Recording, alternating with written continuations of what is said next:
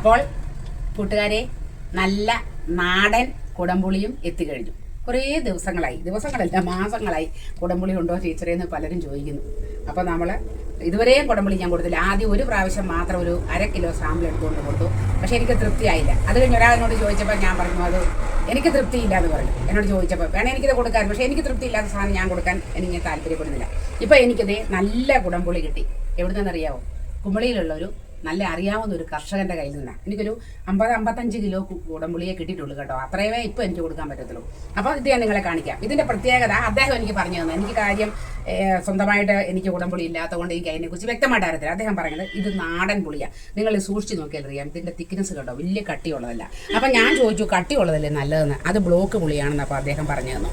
ഇത് നാടൻ പുളിയാണ്. ഇത് കണ്ടോ, നാടൻ പുളി അവർ തന്നെ ഇത് ഉണക്കിയെടുത്ത് തന്നേക്കുന്ന നല്ല നാടൻ പുളി. ഇത് എണ്ണയോ ഉപ്പോ ഒന്നും തേച്ചതല്ല കേട്ടോ. പക്ഷേ ഇത് നിങ്ങൾക്ക് കണ്ടാൽ അറിയാം നല്ല സോഫ്റ്റ് ആയത്. ഇത് കണ്ടോ.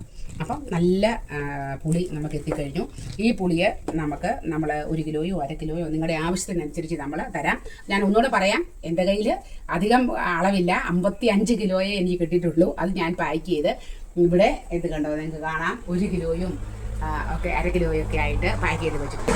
അപ്പോഴേ ഈ കുടംപുളി എന്ന് പറയുന്നത് വെറും കറിക്ക് രുചി കൂട്ടുന്നത് മാത്രമല്ല, ഇതിന് വേറെ ചില ഗുണങ്ങളുണ്ട്. അത് നമുക്ക് വീട്ടമ്മമാർക്ക് അറിയാമായിരിക്കുമല്ലേ. പക്ഷെ ഞാൻ ഇതുവരെ സത്യത്തിൽ ശ്രദ്ധിച്ചിട്ടില്ല.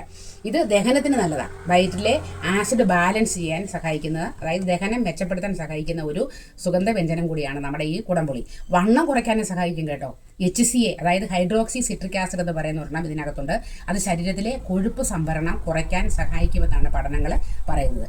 അതുപോലെ കൊളസ്ട്രോൾ കുറയ്ക്കാൻ, LDL ചീത്ത കൊളസ്ട്രോളില്ലേ അത് കുറയ്ക്കാൻ സഹായിക്കുമെന്നും പഠനം പറയുന്നുണ്ട്. ആൻറ്റി ഓക്സിഡൻറ്റ് ഗുണങ്ങൾ ഇതിൽ ധാരാളമുണ്ട്. രുചി കൂട്ടുന്നതിനോടൊപ്പം തന്നെ ഇൻഫെക്ഷൻ പ്രതിരോധ ശക്തി, സ്വാഭാവികമായിട്ട് ആൻറ്റി ബാക്ടീരിയൽ ഗുണങ്ങൾ ഇതിനകത്തുണ്ടെന്നാണ് പറയുന്നത്. ഇതൊക്കെയാണെങ്കിലും നിങ്ങൾ പ്രത്യേക ഒരു കാര്യം ശ്രദ്ധിക്കണം. ഇതുപോലെ യൂട്യൂബിലൂടെയും ഒക്കെ ഒരുപാട് പേര് സ്പൈസസിൻ്റെ ഗുണങ്ങളൊക്കെ പറയും, ഞാനും പറയും. നിങ്ങൾക്ക് ഒരു കാര്യം നിങ്ങളോട് എന്നെ കാണുന്ന എൻ്റെ വീട്ടമ്മമാരോട് ഇത് കാണുന്നത് പറയേണ്ടത്, ഒരു കാരണവശാലും ഒരു സ്പൈസസും അളവിൽ കൂടുതൽ യൂസ് ചെയ്യാൻ പാടില്ല.